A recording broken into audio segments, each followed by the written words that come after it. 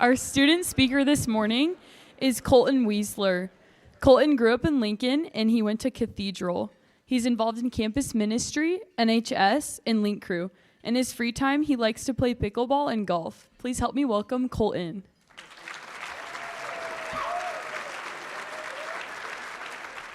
Good morning, everyone. 2 more days, and then it is all over. No more wearing lanyards, no more finals, no more detentions, no more dress code, and no more stressing over tests or quizzes. We are officially making the home stretch to end our high school careers. Looking back at these last 4 years of high school, I began to think about all the memories I have made over the past 4 years. It all started the first day of freshman year. We were all given our very own lockers, school ID, and schedules with way more teachers than any grade school.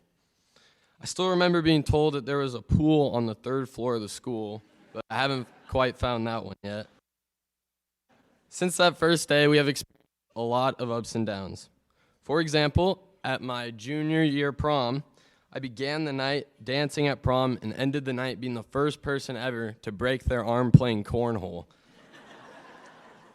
But at the end of the day, finished the night 1-0 in cornhole. So I'd say it was a successful evening. We had a ton of Pius football games where a freshman would be tossed into the point for every point scored, or tossed to the air. I remember all the different lunches we had over the years, from Galaxy pizza in a bag to meal in a bowl. We truly had it all. During our time at Pius, we have seen a new pope get chosen, had 10 different school dances, seen so many sports compete at state, watched different plays perform, visited Worlds of Fun with Mr. Cox, and countless more memories. Coming up on our senior year, we began new things, like traveling to Washington, D.C. with our travel guides. Shout out Rose and Ellis. We began and finished Senior Assassin. We had the freedom to leave school during our off periods, but by far the most out-of-ordinary thing any of us saw during the senior year was watching the Nebraska Cornhuskers win a game during March Madness. As we approached the end of the year, it was like a change came about the seniors class. Everyone started to realize that the year was coming to an end, and everyone was beginning to head their separate ways. We all have countless memories from the past 4 years, but years down the line, we are not going to remember whether we aced a math test or failed an English paper. We will remember the people that we have spent the past 4 years with. Our closest friends that we see every day at school will appear in our lives less and less, but that does not mean that they will not continue affecting our daily lives. The classmates and teachers who we have spent our time around at Pius are the people who have shaped us to become the individuals we are today. In a recent homily by Father Mike Schmitz, he talks about a book published in 2009 by a hospice caretaker who asked their patients one simple question. If you could live your life all over again, what would you do differently? The answers given by the patients were pretty similar, and the author published the top 5 most common. The first was, I wish that I had the courage to live a life true to myself and not care what other people expected of me. The second was, I wish I hadn't worked so hard. The third was, I wish that I had the courage to express my feelings and tell the truth. The fourth was, I wish I stayed in touch with my friends. And the fifth and final and most powerful one was, I wish I let myself be happier. Going into this new chapter of our life, it's easy to establish our identity in something that doesn't truly fulfill our heart's and deepest desires.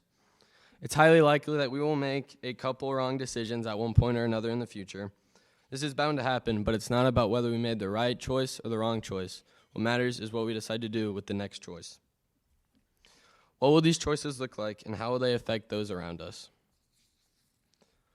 And as we prepare to walk on the stage next week, we prepare for a new adventure in life. People will split up and go their separate ways, which is sad and can seem pretty scary. But there is so much uncertainty moving into the next chapter for our lives, and so many decisions that will be hard to decipher what is best for us. I was recently reminded of the story of St. Peter as he walks on water in Matthew chapter 14. Jesus tells St. Peter to come and join him in the sea. Peter faithfully walks towards Jesus, watching him closely, and as he comes closer, he becomes scared of the wind, and he falls. Peter acted out of fear and not faith. As we go through the rest of our lives making life-altering decisions, We need to remember to keep our eyes on Jesus, keeping faith over fear. Whatever path we meet, we have the power to follow his footsteps and ask ourselves the age-old question we've been asked ever since kindergarten: what would Jesus do? Well, Bolts, like I said, we only have 2 more days. Only 2 more days of school cookies, 2 more days of showing up to class, and 2 more days of seeing your friends walk down the senior hallway. The great thing about Pius is that we know once we graduate, we will never be alone. We'll always be walking to the next chapter of our lives with Jesus right there by our side. Thank you.